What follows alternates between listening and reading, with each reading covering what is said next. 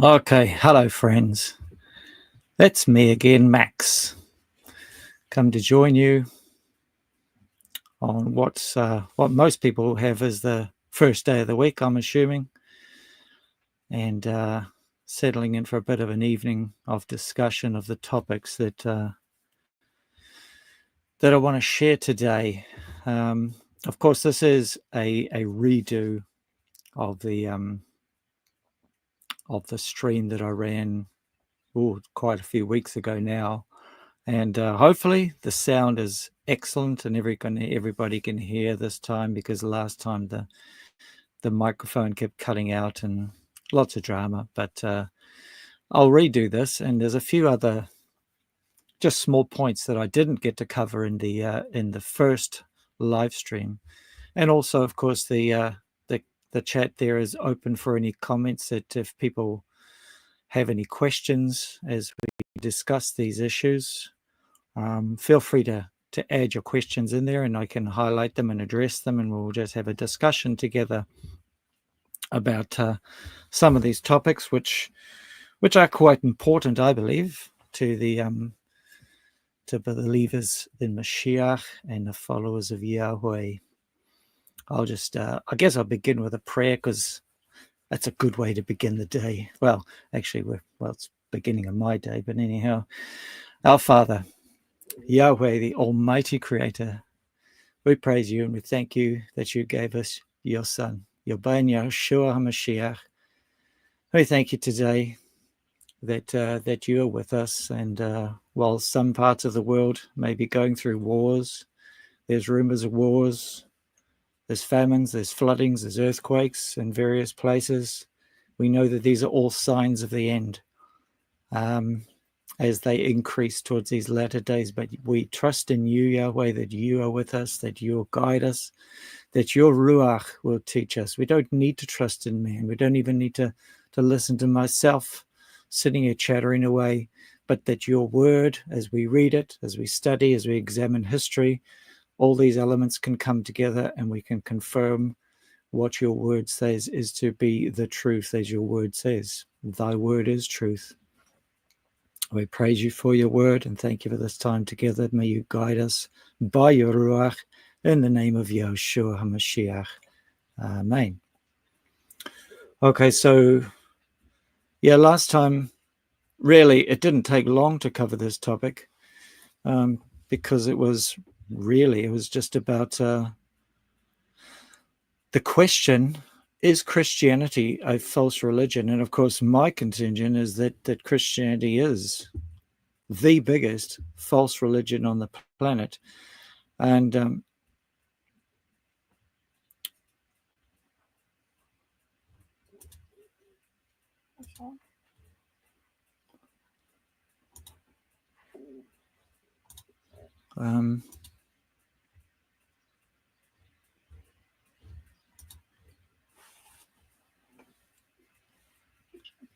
I'm getting them. It's playing back in my ears for some reason. Oh, it's that. Okay, I just found it. Sorry, everybody. Still new to this. I was getting my own discussion coming back in my ears for some reason. So, what I want to do is bring up the main scripture that I used last time. And so I'm going to share the screen, bring on the scriptures. We want to bring up this. Okay, so our first scripture is what I wanted to look up is Luke chapter 8, verse 21. And this is what Yahshua said when his family were apparently outside wanting to see him. We have a tendency, and I've heard it many times, where people will call Christians brothers. Well, this is Yahshua's definition of what a brother is. And verse 20 is the pretext. So it says, and it was reported to him, saying, your mother and your mother and your brothers are standing outside wanting to see you. And he answering said to them, my mother and my brothers are those who are hearing the word of Yahweh and doing it. And this is the issue that I have decided, well, it's pretty clear to me that Christianity, by excluding itself from the covenant, by separating itself from the law that Yahweh gave to his people for their good, which it says in Deuteronomy chapter 10,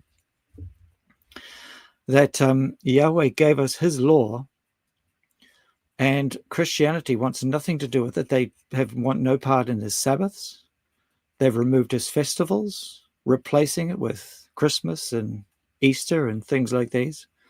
They don't follow any of the clean dietary laws. Really, they take a handful of what I call a smorgasbord of the laws. They just pick and choose certain laws that that various Christians will choose other laws above others. And by excluding themselves in this way, they are not hearing the word of Yahweh and doing it. And of course, in 1 John chapter 2, verse 4, 18:26, we read, the one who says, I know him, and does not guard his commands is a liar, and the truth is not in him. This, for me, was one of the most hard-hitting scriptures that I read when I was in Christianity, that we say we know him. We know Yahshua, we love him, etc., etc. But if you do not guard his commands, you're simply a liar. And I think the tendency is for us, because we came out from Christianity, we like to pat ourselves on the back and say, well, we had some things right. Yeah, we believed in Jesus, the Messiah. And yet, Christianity has created a false Messiah. I'll just address 1 John chapter 5:3, which, whoops, I just zoomed straight past that. And again, this seconds the command that it says, for this is the love for Yahweh. Again, Yahweh gave his commands, his Torah, out of love for us. And this is how we reciprocate that love, the love that he gave us by giving us his son Yahshua. For this is the love for Yahweh, that we guard his commands, and his commands are not heavy. I mean, how many times as a Christian I heard the words, the law is a burden I cannot count. And yet that's completely contradictory to what the scriptures read, that his commands are not heavy. And of course, Christianity, as I said, does not guard his Sabbaths. Now, the Sabbaths were given to Israel, admittedly, and people will say, well, because I'm not Israel, I don't have to do his commands. And of course, this is the command here. This is Exodus chapter 31:14. You shall guard the Sabbath, the Shabbat, for it is Kodesh to you, it is holy to you. Everyone who profanes it shall certainly be put to death. For anyone who does work on it, that being shall be cut off from among his people. How can you call yourself part of Israel if you are cut off by not doing the Shabbat, the Sabbath? So we know, and I don't have to even look at these scriptures, I think everybody's familiar with the term that we are grafted into Israel. Whether or not you still think, well, I'm still a Gentile, that's another issue. But even the Gentiles, in Isaiah 56 verse 6, 716, Isaiah 56 verse 6 reads, also the sons of the foreigner. Now this has always been a law to Gentiles, that those who graft themselves in or call themselves part of Israel, this has always been, just like Ruth, as everyone's familiar. She said, your people are my people. Your Elohim, your God, is my God. In Isaiah 56:6 here, it says, also the sons of the foreigner who join themselves to Yahweh to serve him, to love the name of Yahweh, to be his servants, all who guard the Sabbath and not profane it, and hold fast to my covenant. Yahweh's covenant is the law. That is the covenant. You cannot be part of the covenant, whether it's the old covenant or the new covenant, the renewed covenant, I should say, because it's the same covenant, but to a new people. You cannot be part of the covenant unless you're part of Israel. And we'll just look at that verse, because that's in Ephesians chapter 2, verse 11, which is 1764. Oh, just waiting for it to think. Give me a second while this software is deciding what to do with itself. So Christianity has a tendency to call itself Gentile believers, which is actually a misnomer. It's a complete antithesis in its statement, because Scripture says we were once Gentiles. This here in Ephesians chapter 2, verse 11 says, therefore remember that you, once Gentiles, that's in the past, in the flesh, who were called the uncircumcision by what is called the circumcision made in the flesh by hands, that at that time you were without Mashiach, excluded from the citizenship of Israel. This is the key. We are to be citizens of Israel, and if you're not, you are strangers from the covenants of promise, having no expectation, without Elohim, that's without God in the world. So if you class yourself as a Gentile believer, this applies to you. You have no citizenship of Israel. You have no part in the covenants of promise, and there is no expectation, and you have no Yahweh in you. This is all why Christianity has excluded itself from the covenants, and why they are a biggest false religion. Again, they've created themselves the false Christ, a false Messiah, and of course in Acts 4:12, we know that it reads, Acts 4:12, it says, there is no deliverance in anyone else, for there is no other name under the Shemaim, that's under heaven, given among men by which we need to be saved. The character of Jesus was created during the sort of 17th century. Before then it was Jesus, but Yahshua, Yahweh is salvation, was the name given to his people, given to his son by an angel from heaven to a Hebrew-speaking family. Well, not yet married, but they were engaged. And there is no other name. And of course, we also read in Philippians 2, verse 9, 1772, it says, Yahweh therefore has highly exalted him and given him the name, which is above every name, that at the name of Yahshua every knee should bow, of those in the Shemaim and those on the earth, on the earth, and those under the earth. This is the name that was given to him. Yahweh is salvation.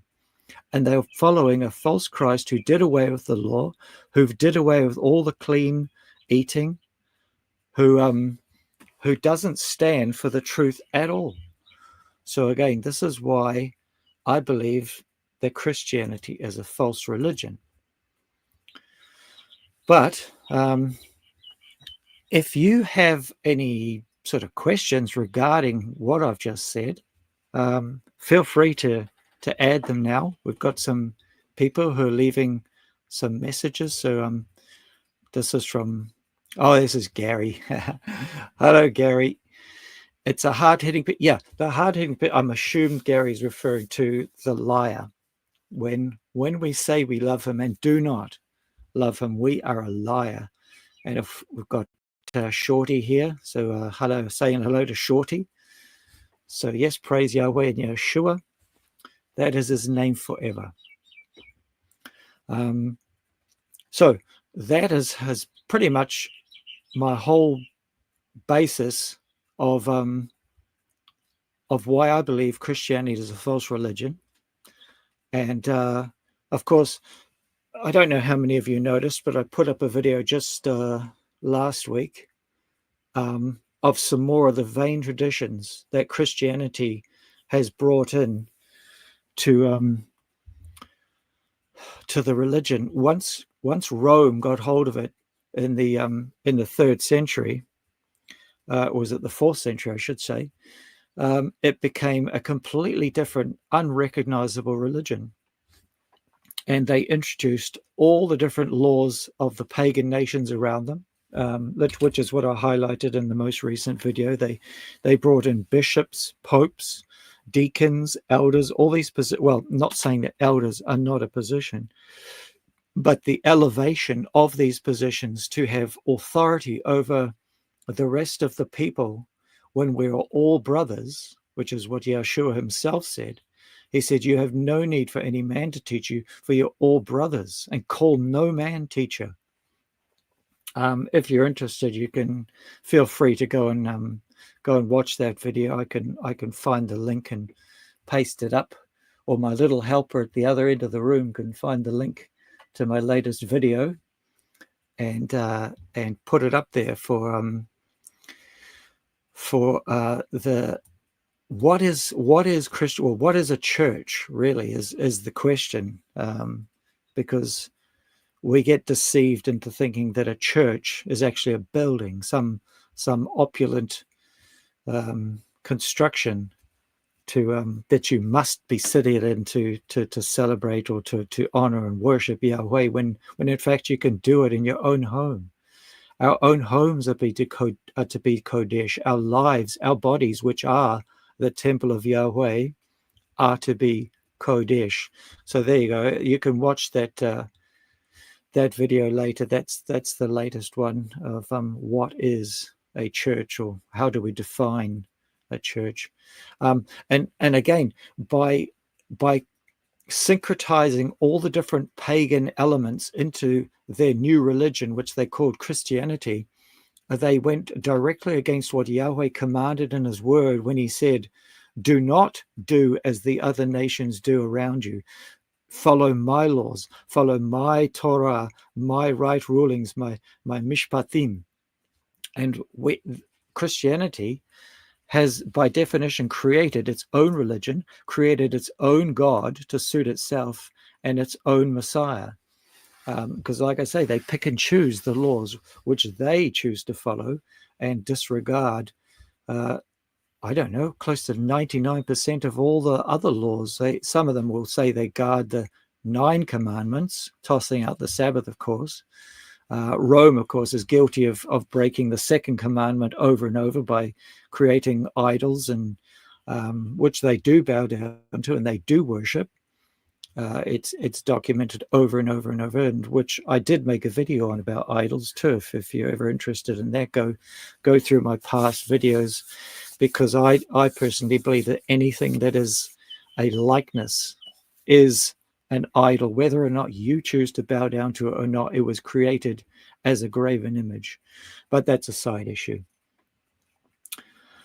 The next issue, the next topic that I want to start on to is the name. And of course, the name is a very contentious issue. And I don't think it should be. I created a video, I think it was 3 years ago now, where I discussed just a friendly little lesson about the names, because the name of, or the pronunciation of Yahuwah was gaining quite a lot of ground, and it sort of just disturbed me a little bit, because it's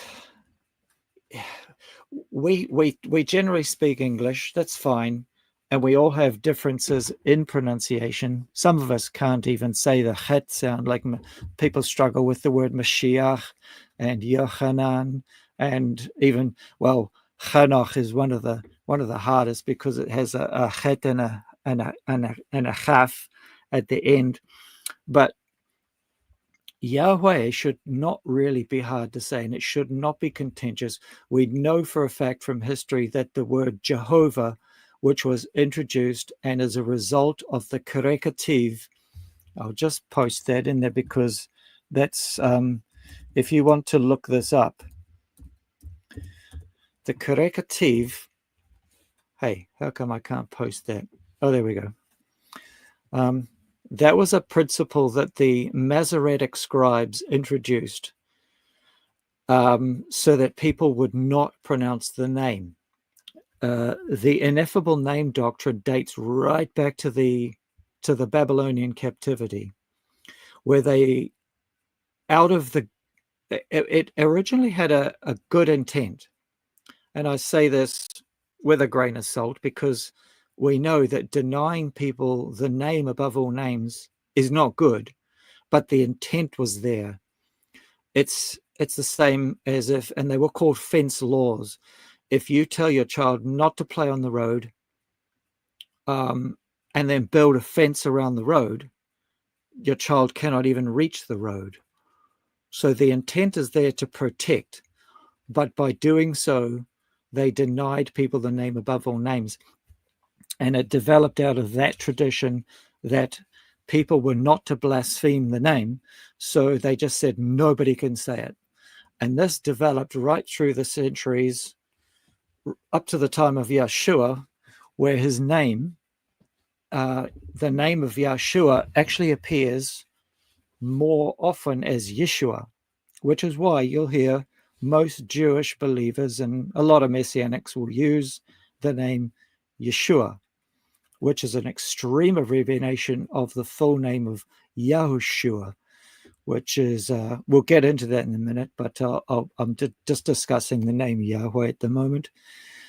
So the correcative principle was where they put vowel points to read Adonai rather than Yahweh. Or in some cases, Elohim. They vowel pointed the Yod He, Vav He to read Adonai. Now, we know for a fact that it's not Jehovah, as I said. And when I became a believer, when I came to this truth out of Christianity some 30 years ago now, I only had two options. It was either Yahweh or Jehovah. That's it. There was none of this Yahuwah, and I've lost count of how many different pronunciations I've seen in the last 5 to 10, 15 odd years. So what I want to do is share my screen again. Now I've gone and forgotten how to do this already. There it is, share screen. So I'm going to share my internet screen. How do I do it?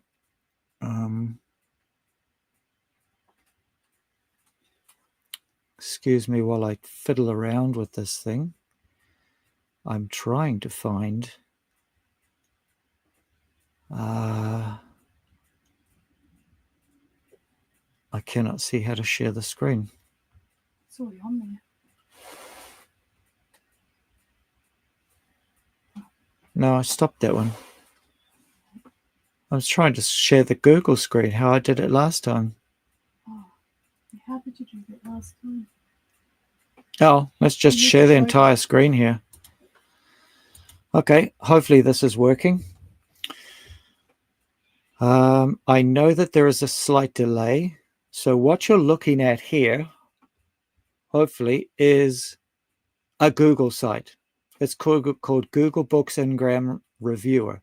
Now, this site here, Google has access to every single document that's ever been published on the internet. And you could type in anything you like up here in this search box. Let me just go back to StreamYard. No. Can you see it, sweetie? Just asking my little helper if she can see the screen. No. Oh, hang on. Are you? Where am I? Go right to the end. The end. Well, Oh, yeah, I can see. okay, Yeah. right. Thank you very much. Okay, so that's good. Just to clarify, you can see this. So as you can see, this only goes back to the 1500s, sadly. But here, way back, just before the 1500s, we have the name of Yahweh, and it appeared in lots of different documents. All of a sudden, it just dropped to next to nothing. Now, this happens to be the time where Jehovah took over. And from here right through till the 1800s, Yahweh was hardly ever written or used, because Jehovah had been introduced into the Bishop's Bible was the first to do it. And then, of course, around the 1611, the King James Bible introduced Jehovah as well. But it wasn't till around the 1800s when Yahweh finally started to make a resurgence and is around about here. Now, we could do the same with this name, Yahuwah. We type in Yahuwah, and we got nothing. Nothing. All the way till... Why have I got windows popping up? All the way till about 2004, 2005. All of a sudden, this name Yahuwah took off. And I know why. Because a book was published in 2003, first edition, that promoted this name Yahuwah. Before then, it was never heard. And this is well and truly the fact. We can do the same with Yahusha, just for interest's sake. Yahusha, I can't even spell it. Notice how it follows the same pattern. 2008, this Yahusha name suddenly became, 2010, around about then, it was unheard of until the year of 2010. So I still struggle why people cannot simply learn Hebrew, and that's the problem that we're seeing all around the world with believers, is that they're suddenly following teachers and TikToks and videos that disregarding information that is hundreds, thousands of years old, to follow people who, in my opinion, know nothing about Hebrew or grammar. And yesterday I was going back through the video that I did on the name, which actually I could post that in the thing. I'll get my little helper here to post in the names video that I did 3 odd years ago. For those of you who may not have reviewed it before this or want to go back and review it, and going through a lot of the comments down the bottom, there's a huge amount of questions from people who don't know Hebrew. And I think that is the problem. They're hearing secondhand information from others who don't know Hebrew. And it's a bit like the blind leading the blind. I'm not saying I myself am a Hebrew expert. I mean, I have been studying Hebrew since Bible college in my mid-20s, which is coming up to 30 odd years now. But I still don't consider myself an expert by any means. But there's so much to learn, and so much that can be learned in actually a pretty short period of time, just by learning the alphabet, the aleph-bet, and the basics of Hebrew grammar. So what I'm going to do is share another screen here. No, that's the wrong button. Oh yes, I'll get the hang of this eventually.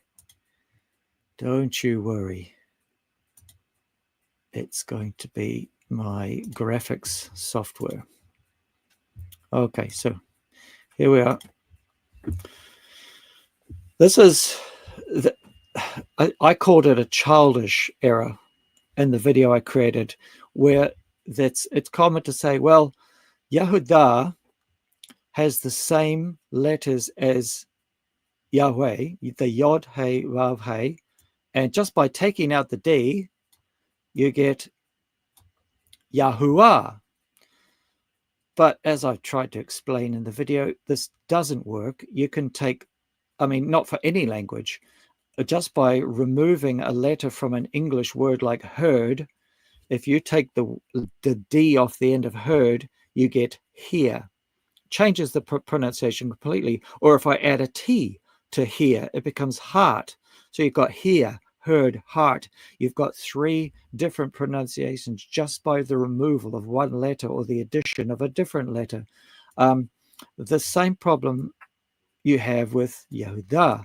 Now, as I tried to explain in the first video, and I'll sort of try and explain it again, a hey, or Hebrew doesn't actually literally have vowels, but it has what are called vowel letters, and those are Yod, Vav, Hey, Aleph, and Ayin. This here is an Aleph, and I don't have an Ayin on the page, but they're considered vowel letters, and they can take on the form of a vowel depending on where they appear in a certain word. So in the case of the word Yah, if we just take the word Yah, for example, the Yod Hey, at the end of a syllable, and this is why when you break down words into syllables and syllabification, a final syllable with the ending in Hey will become a vowel, not a consonant. So it'll be Yah. Whereas if it's in a singular word like Yahoo, it takes on a consonant, Yahoo. It's more of a, you get the breath stronger, whereas without it, you have Yah. So with you, when you have the two syllables, Yahu, Da, both of this U here will be U, making a consonant, a vowel, and the Hey will become a vowel as well, Yahu, Da. By removing the Dalet, you now have two syllables, Ya, Hua. The Vav, or the Waw, I should say, but the Vav is the modern pronunciation. It loses its consonantal force and becomes a vowel. So you have Ya, Wa, but you don't have Yahweh. It becomes Yahweh. Sorry, you don't have Yahweh. It becomes Yahweh because this word here, Yahweh, is derived from the word Hayah. So some might say, well, there you go. Hayah, it should be Yahweh. That's not how Hebrew works, because by putting a yod, this Hayah means to exist. But by putting a yod in front of a word, and I did cover this in another video, which was regarding the pronunciation of Yisrael versus Yasharel, and why it's a physical impossibility and a grammatical impossibility. By placing a yod in front of a word, it becomes possessive, or it turns it from a verb into an adjective. So this is to exist, and this is it exists, or he exists. Yea. It changes the pronunciation of the word, which we see in the phrase Ayeh Asher Ayeh. This is when Yahweh introduced himself to Moshe. Before he gave him his name, he said, "Who shall I say has sent me?" And he said, "Tell them, Ayeh Asher Ayeh." That means I am that which I am. And because it's I am, it's Ayeh. So it takes on the A form rather than the A form of Hayah, to exist, or I exist, therefore I exist. I am that which I am. The other thing I was pointing out, which you can watch in the other video, is the masculine and feminine. A lot of people didn't understand the masculine and feminine, and there was a lot of comments on the video regarding that fact. They were saying, and my point was that there's so many women in scripture. There's Rivka or Rebecca, there's Sarah, there's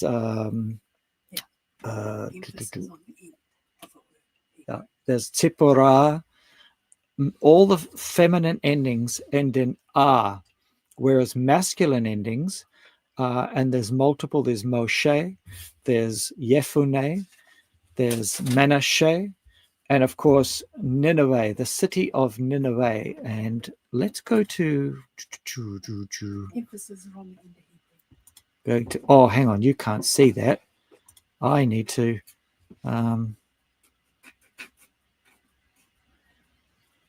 Hang on. Could they even see the screen? Emphasis is on the end of Hebrew. No. Yeah. Oh. No screen. I hope that you could see that, because I was pointing at lots of things on the screen. I don't think it was on there. Could you see it on your screen? No. Oh dear. Okay, let's go back to the Quran then. Now, that's what I was trying to explain. We had the Yahu, Da, there's the two syllables. We've got the Yahweh, we've got the Hayah, which takes on the Ah form, which is feminine. But when you put a Yod in front of it, it becomes Yeh. And you've got the Ehyeh, Asher, Ehyeh. That's the I am that which I am. I'm going to zip over to another sharing screen. Back to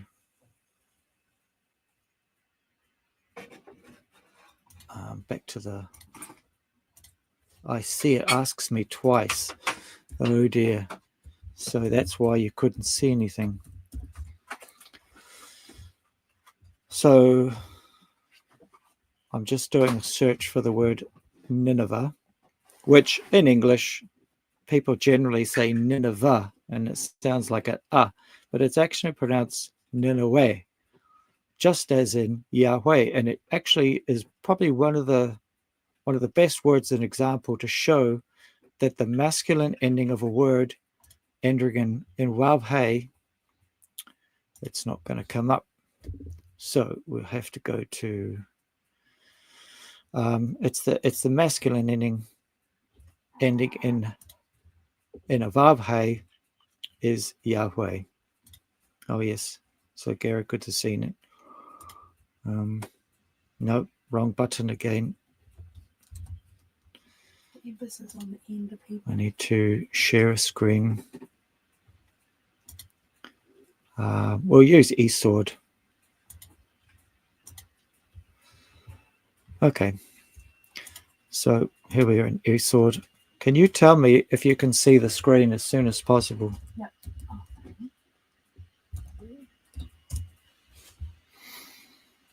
Okay, here's Nineveh. We'll do a comparison, or parallel actually is probably better. So here we have the word Nineveh. Even in the King James, Nineveh. And here it is in the Hebrew text, Nineveh. Oh, can we see that? So I'll just zoom in a bit. So it ends in Vav Hey, same as Yahweh, and it's pronounced Nineveh, just as Moshe and Yefuneh and many other people in Scripture. Now, another thing I want to present is the oldest inscription of the name Yahweh. Now, of course, nobody will be able to read it except those who can read Egyptian hieroglyphics. But this here is the oldest inscription in Egypt from the 1400 BC, and it reads, "The land of the nomads, Yahweh." Now, each of these pillars is at the gate, at one of the grand gates coming into one of the places in Egypt. I should have done a bit more research exactly where it is, but there's a number of these pillars, and this one is broken off at the top. You can see the break just here at the top. So we can't read the top, but it's the first one is to all the different nations that the Egyptians had conquered. One is the Babylonians, and then there's the Ammonites, and there's the other Philistines and other nations that were around them. And this one was about the Hebrews, the people from beyond, and they're called the land of the nomads, where they worship Yahweh. And these were they built these pillars to show how great they were, that they had destroyed the gods of these other nations. So we know as far back as as 1400 BC that the name of Yahweh was being pronounced. Of course, I used multiple examples in the video that are created of where nations had borrowed the name of Yahweh, and all the way up into Rome. And many people will have heard of the god Jove.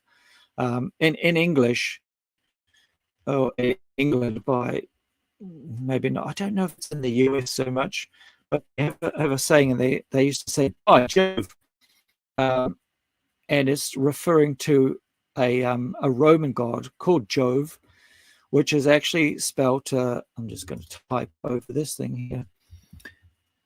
Jove, which equals Yahweh. Let's make that big. That might be too big.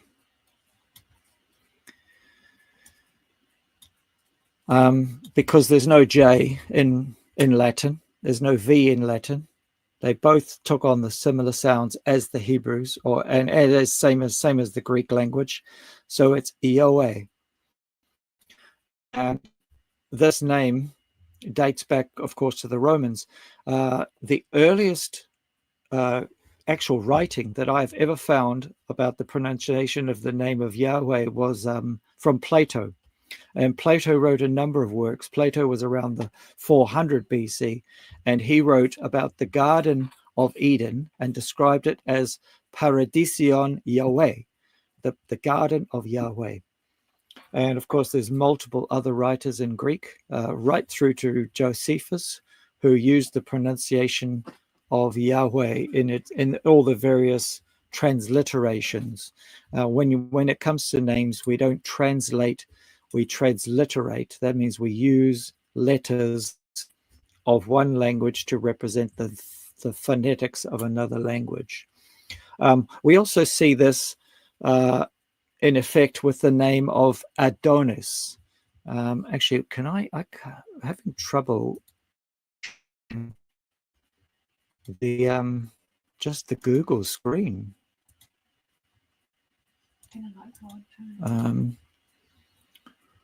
Select which window.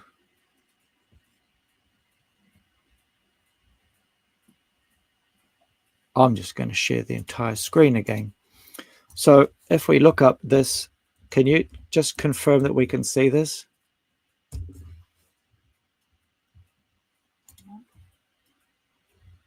Yeah. Can you see that screen?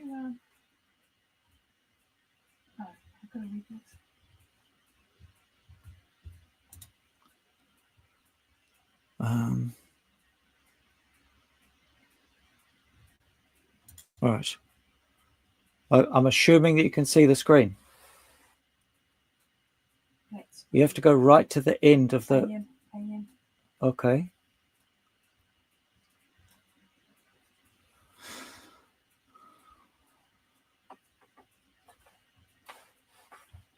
Okay.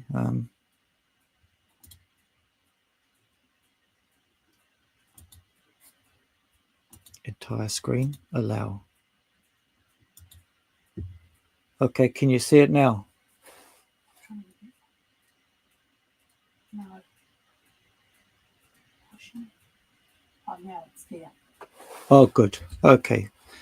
Sorry about this. I will get the hang of this one day. So this is Adonis. Interestingly, when we click on this guy Adonis, we will see that, where was it?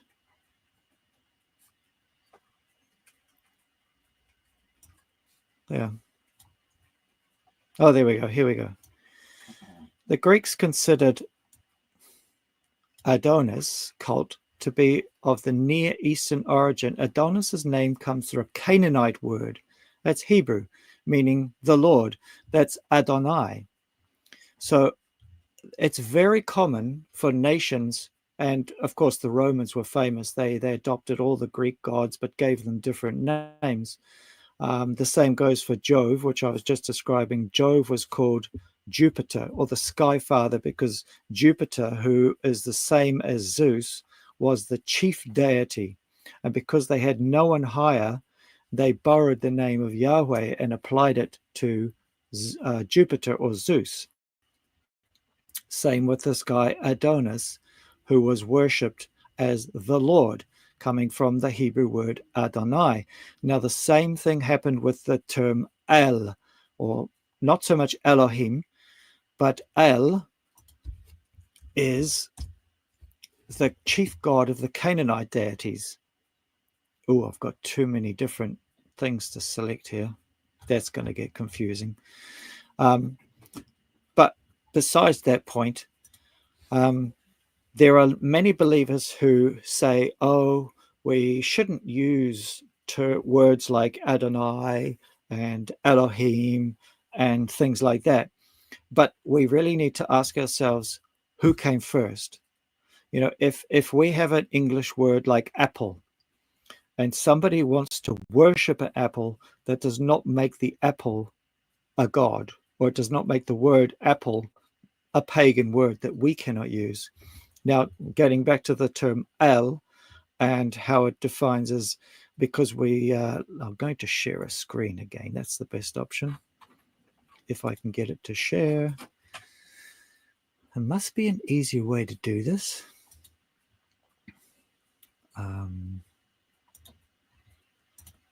Okay, so here we are into our scriptures again.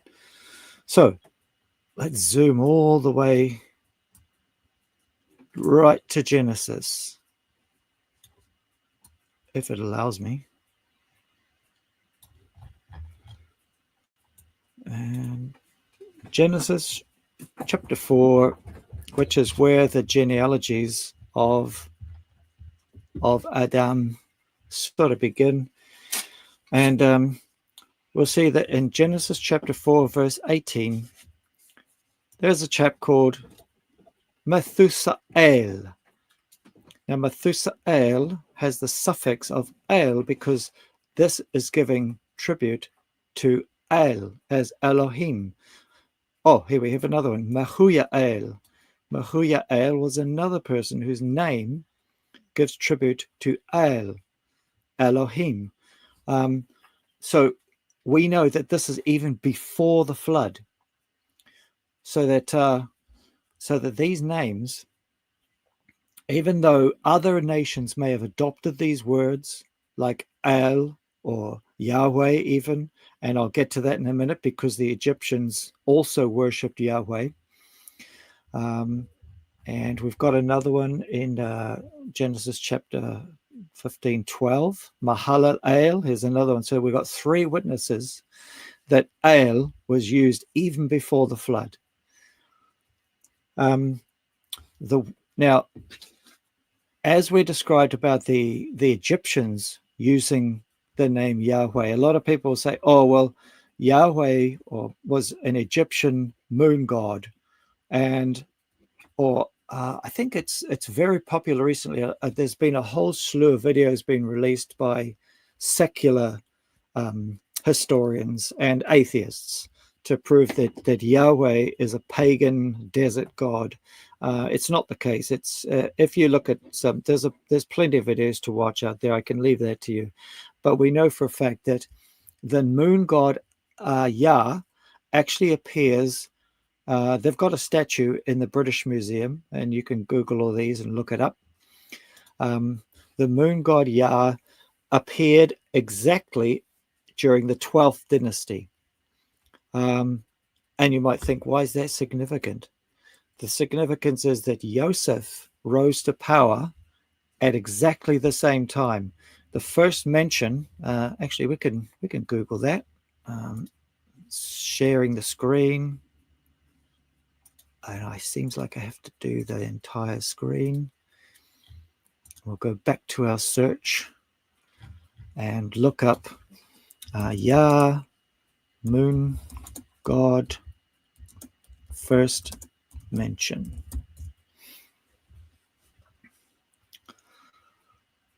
So, right, the first mention was the writings from the Middle Kingdom around 2055 to 1650 BC. The Middle Kingdom is exactly the time of when Joseph was in Egypt, or Yosef was in Egypt at that time, who became second to Pharaoh. Now, remembering that Pharaoh represented the sun god Ra, they had to make Joseph's god, who was second to Pharaoh, second to the sun god.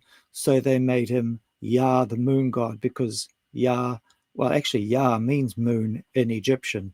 But all of this can be researched. It's good fun researching some of this historical stuff.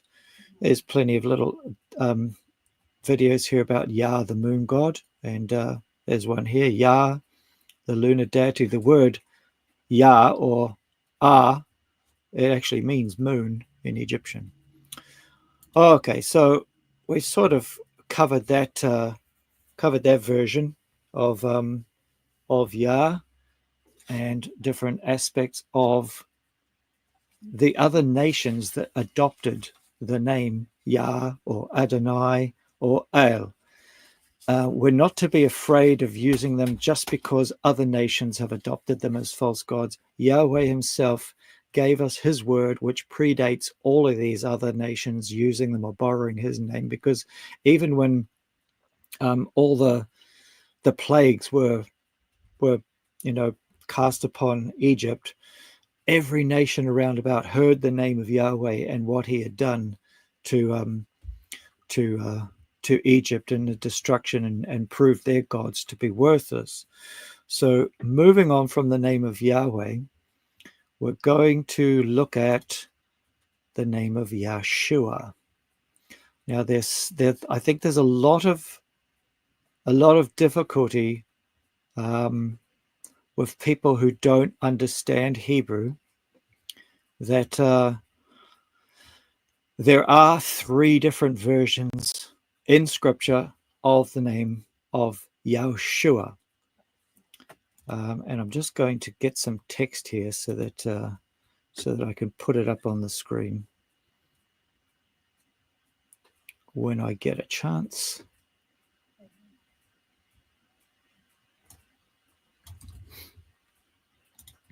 Oh, I see. I have to share the screen. Sharing the screen. Right, here we go. Right. Now, oh, I wish this little thing... Oh, I can shift it. There we go.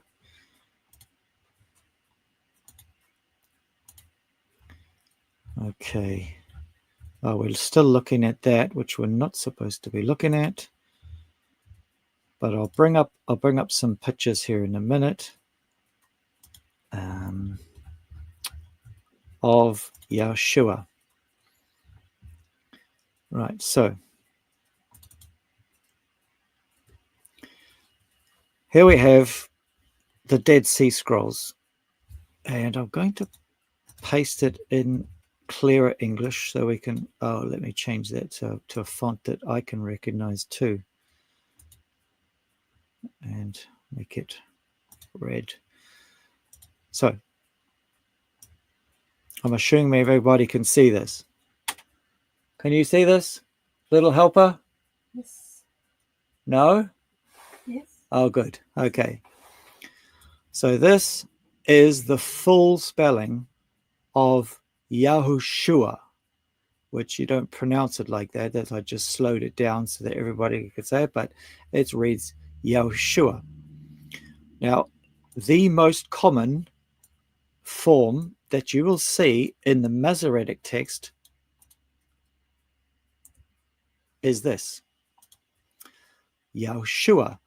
Now, because of the vowel pointing, the shin gets what's called a kibbutz written below it, which gives it the oo sound following. Now, the name that derived from this Yahusha is because they say, well, without the vowel pointings, that reads Yahusha. But they're not taking into account the fact, that this is the full spelling, and it is undeniable because it appears twice in the Masoretic text. However, when we come to the Dead Sea Scrolls, we find it a lot more. And that's because of the principle which I've described in the video. If you go back to that video, which I was talking about earlier, my very first video on the names, there's a principle that Hebrew text uses quite often, and it's called defective spelling, where either a vav or a yod is dropped from a name. Now, if I can, let's see, I'm going to put in a Hebrew name here. When I've just got to open my Hebrew spelling. Dalit.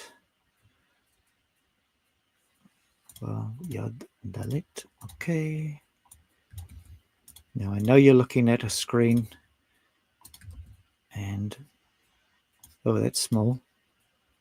Let's make that red again. No, let's not make it red. Let's just make it black.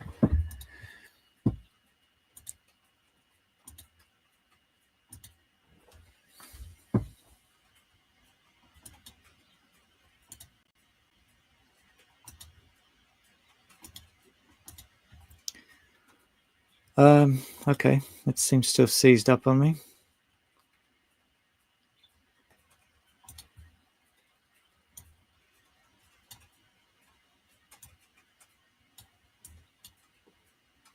And now it's reversed itself. Sorry. Okay. This here, as an example of defective spelling, is David or David. Now, 50% of the time that you find this in the Hebrew text, it is spelled Dalet, Vav, Yod, Dalet, David. The other half of the time you'll find it spelled is without a Yod. And that's why it's called defective spelling, because the people who know how to read it automatically know that that says David. By putting the chirek below the Vav, they know that it becomes David. It doesn't become dude just by removing the Yod. Just as Yahshua, just by removing this Vav, does not become Yahusha. It still reads Yahshua. And of course, these Dead Sea Scrolls, I'm just going to delete these. They prove it. Here is one Dead Sea Scroll which has the defective form, Yod, He, Vav, Shin, Ayin, and the full spelling, Yod, He, Vav, Shin, Vav, Ayin. That's the full spelling. And I've gone and made my window too big so I can't see it. So we'll have a few looks at some other examples. Here's Yod, He, Vav, Shin, Vav, Ayin, Yahushua. Here's another one. Yod, He, Vav. There's a little Vav. Shin, Vav, Ayin. That's another Yahushua. Another Dead Sea Scroll. Yod, He, Vav, Shin, Vav, Ayin, Yahushua. Now, this is actually the Masoretic text, which is, well, the Aleppo Codex to be precise, Yod He Wav Shin Wav Ayin, which is 9th century. Here's one from the 1st century. Now, this is Yahshua, where I was describing earlier, where they abbreviated the name so heavily that they dropped the name of Yah, and this was because you weren't supposed to pronounce the name, so they removed the name Yahu, the Trigrammaton, and just left the Yod, but it's still got the Shua suffix. The Shua is salvation, and I'm just going to, oh, here's another one. Here's from the 1st century. This is another full spelling of Yod, He, Wav, Shin, Wav, Ayin, Yahshua. Right, this is from the Hasmodean era. Now, this is a different form again, because this actually drops the trigrammaton and replaces it with a diagrammaton, Yod He, and it's in Paleo Hebrew. So all those who people say, well, you got to go back to the Paleo Hebrew, this is Paleo Hebrew. Yod He, Yah, Shin Vav Ayin, Yahshua. And people ask me, oh, why do you tend to say Yahshua rather than Yahushua?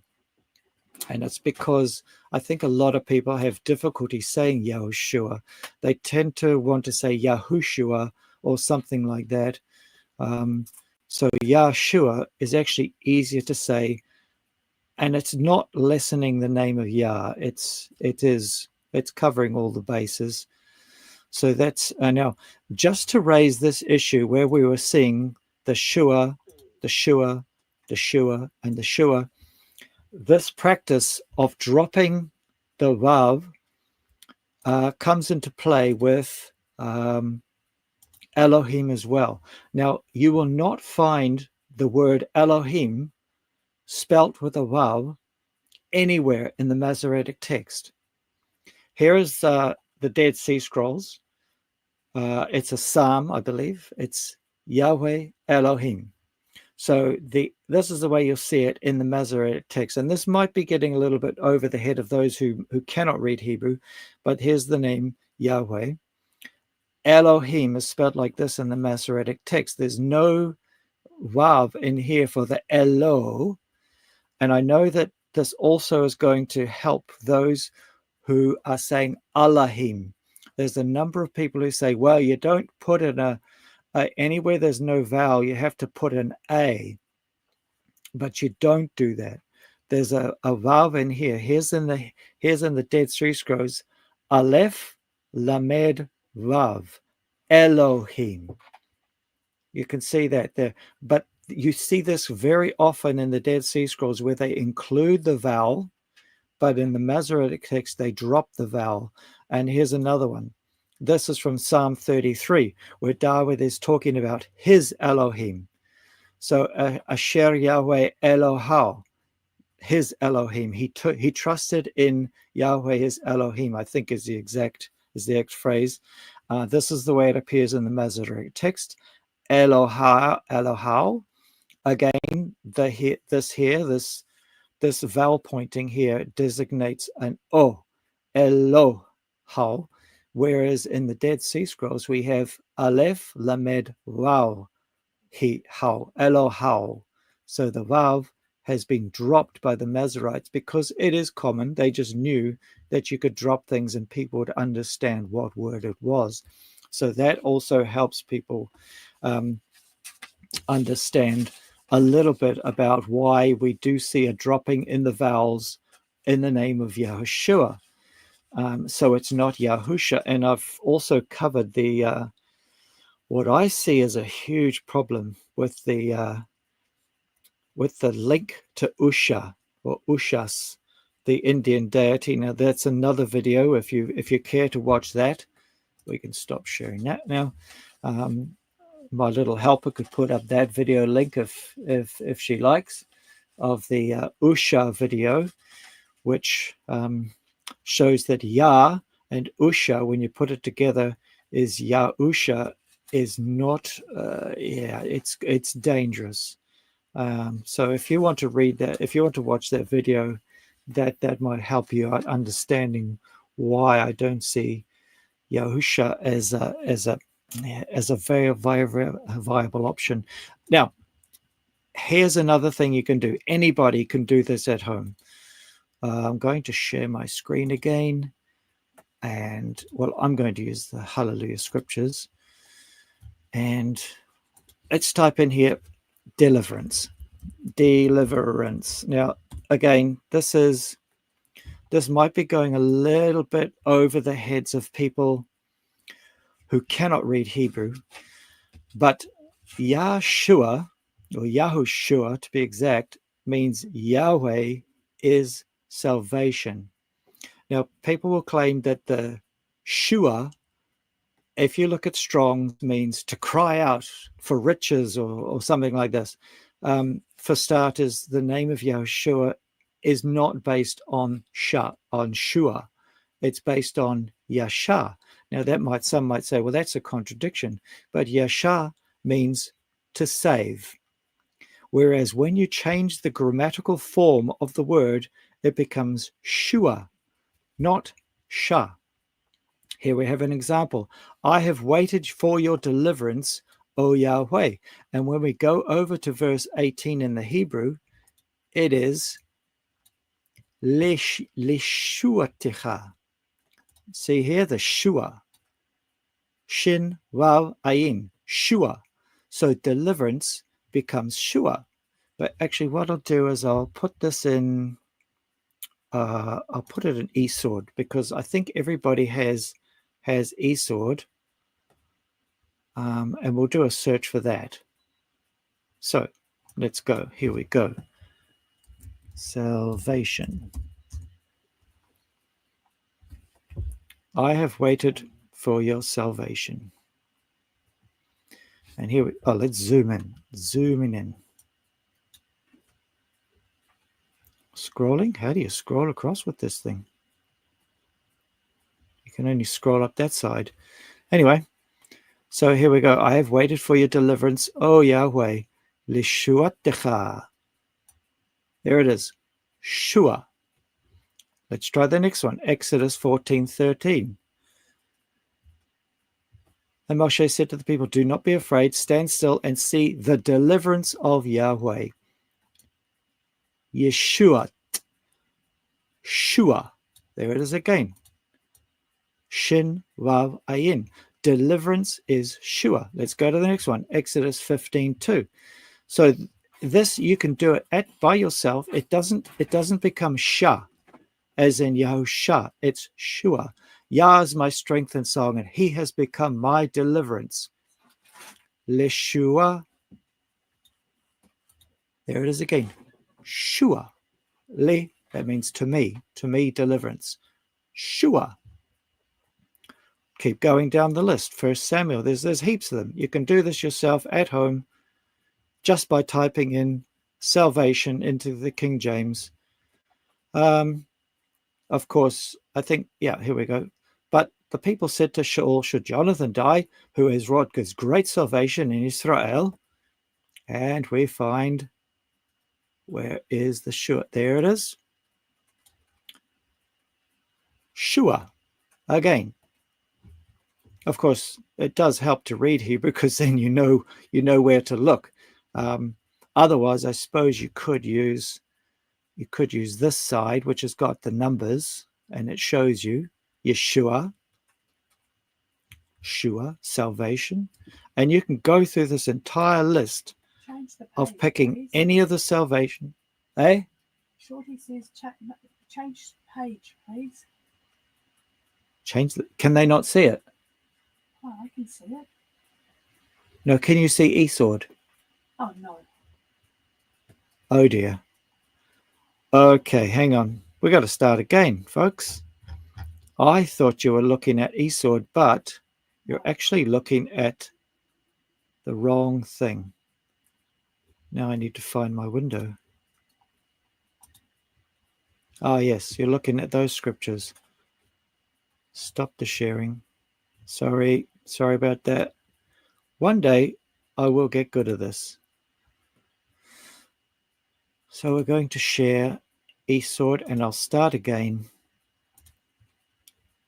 Here we go. Okay, so what I did was I'm in eSword, and if you've got eSword, that's great. If you haven't, go get it because it's a free software. You might as well, and it's very handy. So I've typed in salvation into the King James search bar here. So I search salvation. I have waited for thy salvation, O Yahweh. So I'll click that one. I have waited for your deliverance, O Yahweh. Here it is. Lishuatecha. Shua. Shin Vav Ayin. So the deliverance, Yahweh is salvation. Yahshua becomes Shua, not Shah. Exodus 14:3. We'll go to the next one. These are the ones I was already reading, but anyway. Do not be afraid, stand still and see the deliverance of Yahweh. Yeshuat. There it is again. Shua. Oops, I've missed it. But you can see the Shin, Vav, Ayin. Shua. Exodus 15:2. Yah is my strength and song, and he has become my deliverance. Lishua. Shua. Shin, Vav, Ayin. Every time we click on one of these for salvation, Yahweh is salvation, which is the meaning of Yahshua, we get Shua. Yahweh lives, and Baruch is my rock, and exalted is my Elohim, the rock of my deliverance. Now, here we go. Here we have a Yashui. Now, you won't be able to see it, but there is a kibbutz below this one. But the vowel pointings don't appear beneath this. So it's dropped the vowel in this one. We can go to Job 13:16. He is also my deliverance. Shua, Shin, Vav, Ayin. We've got lots and lots of Psalms, but if I click on those, the numbering gets all out of way. Oh, it might work. Let's see. My deliverance and my esteem depend on Elohim. Now, because of the numbering, that's not going to work. Psalms, if you ever use eSword, you'll soon find out that the psalm that's listed here and the psalm that's listed here is actually that one down below. It's the next one along, because the psalms number differently. Of course, I think most people know that the numbers were all added, I think, in the 14th century, or was it the 13th century? Maybe even the 15th century. Here we have another. Because you have forgotten the Elohim of your deliverance. Elohe Yeshua. So we can't see the vowel pointers here, but you're getting the point here. Every time you see the word salvation, it is Yeshua. Shin Vav Ayin. Yeshua. Okay, so that is covering the name of Yahweh and Yahshua. And I think that's about all I have to say. I'm just wondering if there's any other questions that anybody has to say. Just scroll through these comments and see.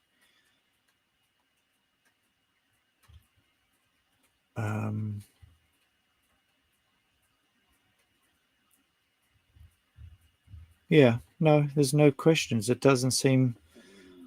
I think I've covered most of it that I wanted to cover. So I hope that everybody got something out of that. And this video, by the sound of it, the sound was excellent. And I'm going to leave it up here so you can link it to other people to go and check out if you wish. I'm going to try and do another live stream next week.